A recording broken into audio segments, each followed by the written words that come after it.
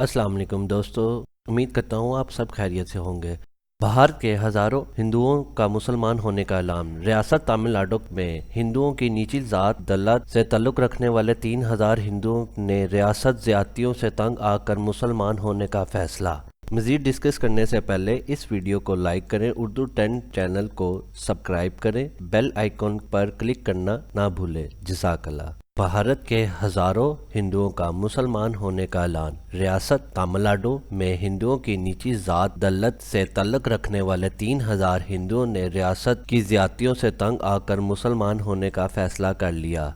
तफसील के मुताबिक भारत में हज़ारों हिंदुओं ने ज़ात पात की बुनियाद पर जुल्म और सितम का निशाना बनने वाले हज़ारों हिंदुओं ने मुसलमान होने का ऐलान कर दिया।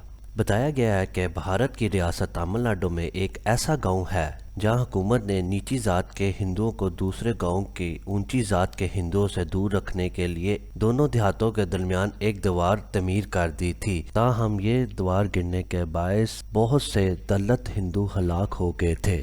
अब दलितों के गांव के 3,000 हिंदुओं ने ऐलान किया है कि वो रियासत के जुल्म से तंग आ चुके हैं और अगले माह 3,000 दलित हिंदू मुसलमान हो जाएगा। अब दलित हिंदुओं का कहना है कि हमें इस्लाम की आगोश में ही सुकून मिलेगा।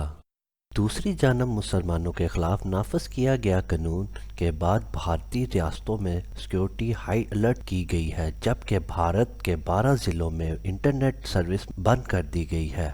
भारत में उत्तर प्रदेश के शहरों में मुजफ्फरनगर, आगरा, फिरोजाबाद, अलीगढ़ में हाई अलर्ट के साथ इंटरनेट सर्विस बंद कर दी गई है।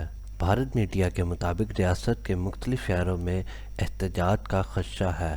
भारत में उत्तर प्रदेश में लोगों ने कानून के खिलाफ एहतजाज किया, जिसमें अब तक 21 मुजाहिरीन जहां बाग हो चुके हैं। पुलिस ने 5,500 अफराद को गिरफ्तार किया, जबकि 327 केसेस रजिस्टर्ड किए हैं। भारत में मोदी सरकार की हुकूमत में कुछ ही पल बाकी रह गए हैं।